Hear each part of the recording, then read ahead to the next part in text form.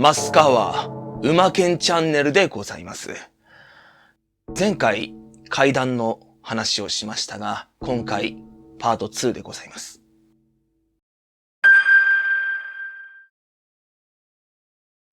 これは僕が30歳の時の話でございます。時期はちょうどそうですね。今ぐらいの時期だったかな。その時僕、声優ユニットというものをしておりまして、ちょっと軽くね、歌ったり踊ったりみたいなことをしておりました。そのレッスンが、ほぼ毎日夜にあり、収録行って、レッスン行ってみたいな生活をしていたんですが、ある日の朝の収録、10時から13時までキープされていたんですが、なんとその日は30分ぐらいで終わっちゃったんですよ。で、夜レッスンに行かなきゃいけないので、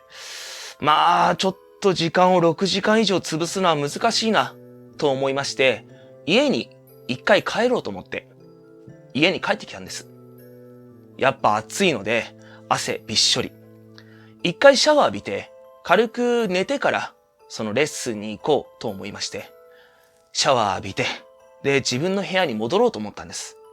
ただ皆さんもわかると思いますが、クーラーの効いてない部屋、真夏は地獄ですよね。で、その時僕、グレートピレニーズという大きい牧羊犬を飼っていたんです。で、その牧羊犬は暑さにすごい弱くて、夏場はもうクーラー16度、フル稼働。で、その子がいるリビングはもう7月、8月、9月はもう16度フル稼働なんですよ。じゃあ自分の部屋戻るんじゃなくて、もうリビングで横になっちゃえと思いまして。携帯でアラームをセットして、そのグレートピレニーズの横で一緒に寝たんですよ。で、ちょっと疲れていたのか、すんなり寝に入りまして。で、ふと気づくと、携帯のアラームが鳴ってるんですよね。もうそろそろ起きなきゃと。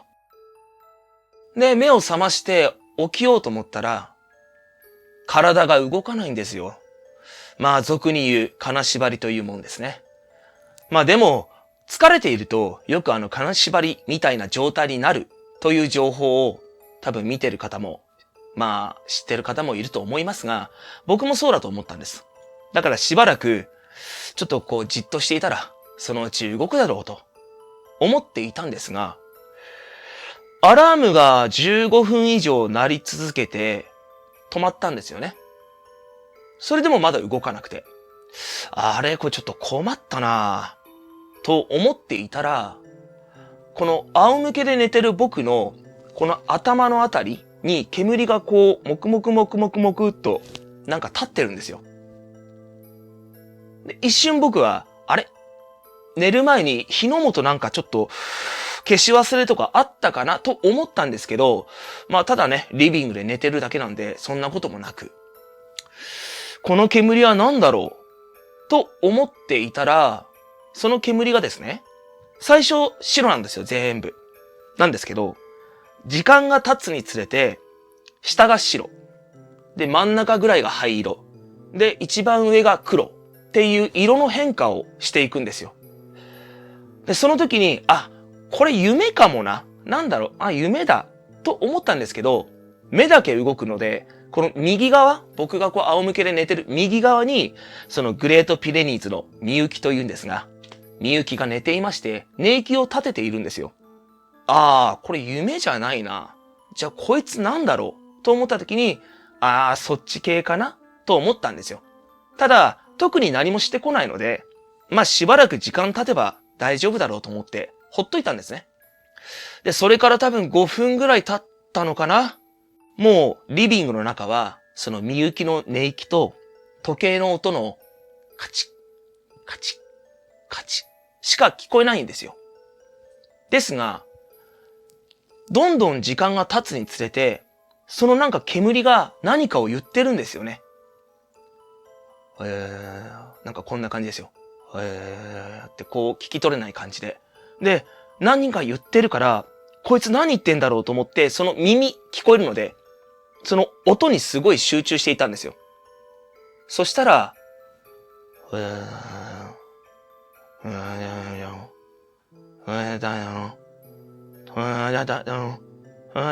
ってこうだんだん明確になっていくんですよね。で、最終的には、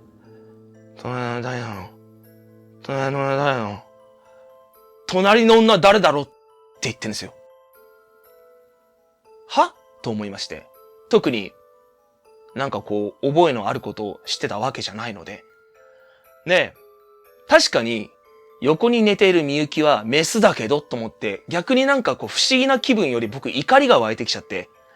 出るとこ間違えてんだろう。お前どっか行けよみたいなことを心の中で言ったんです。そしたら、その黒い部分が僕の胸のあたりまでスーって降りてきて、で、一回止まった後、僕の胸の中にファッと入ったんですよ。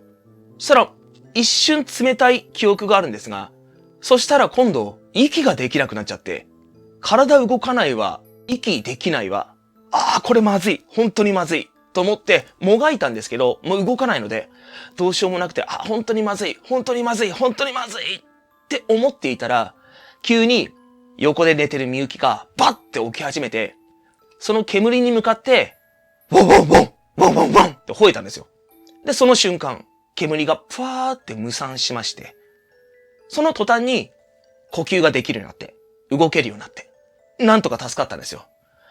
まあもちろんその後ね、命の恩人のみゆきにはこうやってってチューしましたけども、そして後日、まだ残暑が厳しい時期だったと思います。結構ね、大きいホールで、イベントのお仕事がありまして。で、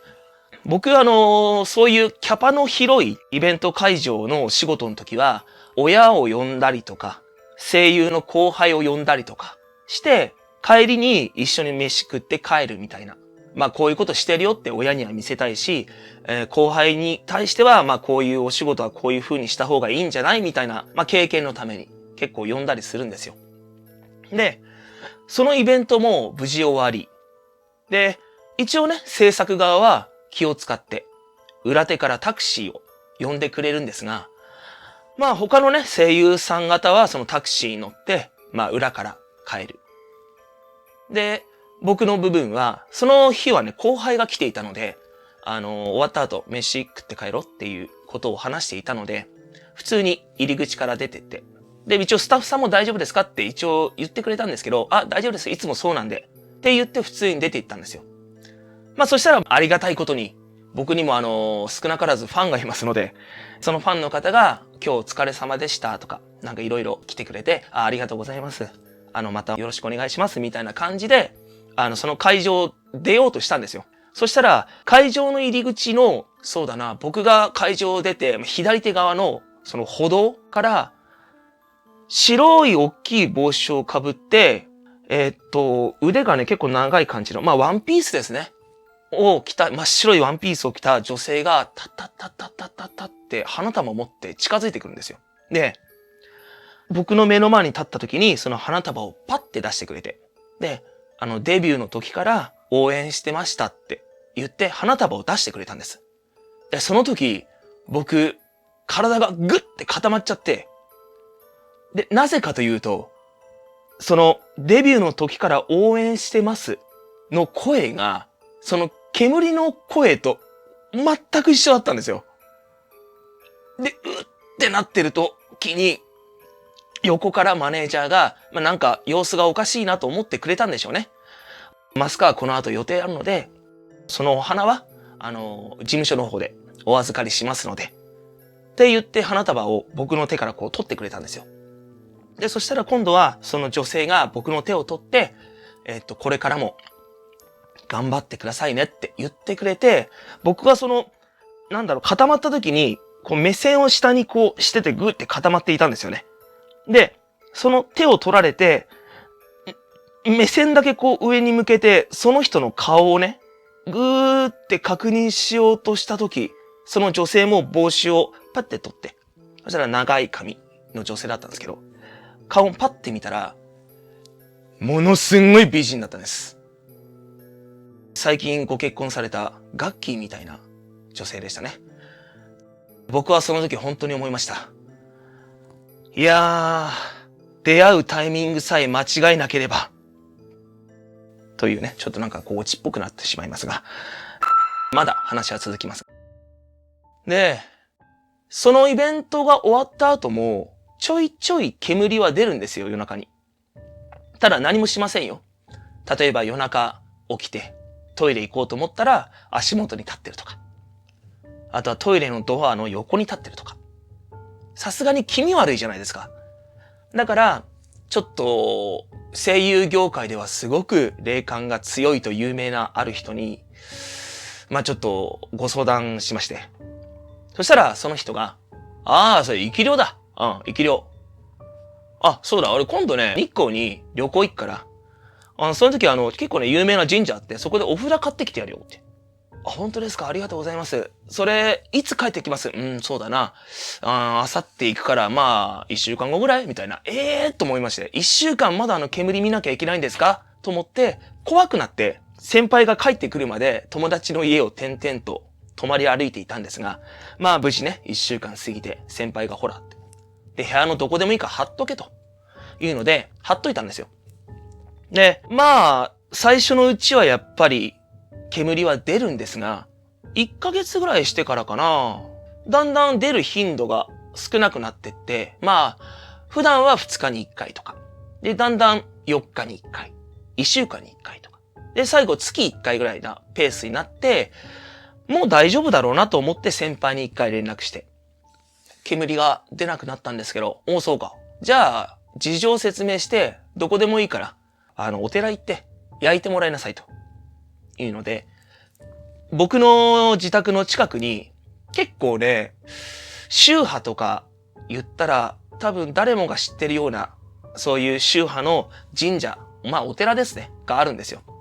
で、そこに持っていこうと。で、その神社行ったら、時間も時間だったんで、1時ぐらいですね。に行ったら、ガラーンとして結構大きいんですよね。そのお堂というか、なんつうんでしょう、その、賽銭箱とかある広場みたいなとこに行ったら誰もいなくて、あれ、なんだろう、ここ本当に誰かいるのかなと思ったら、奥からほうきを持った坊主の方、住職の方ですね、が来て、あの人にちょっと話をしてみようと思って、その方に、ちょっと煙が出ますと。で、これお札貼って、しばらくして出なかったんで、こういう人から近くのお寺で焼いてもらいなさいって言われたんで今日来ましたって言ってお札を渡したんですよ。そしたら、その住職、その生き量が、その女性だみたいな話はしてなかったんですよね。もう単純に煙が出ると。で、実際それが生き量だと。って言ったら、そのお坊さんがそのお札をね、見て、なんかニコーってしながら、随分女性から思われてるんですねって言うんですよ。やっぱそういう能力を持ってる人ってのもこの世にはいるんだと思って無事お札を焼いていただいて、その後何もなかったんですが、ただそうですね、一時期舞台とかそういう他のイベントの時にはその女性はちょいちょい来てましたね。いやー、大変もったいないことをしました。以上です。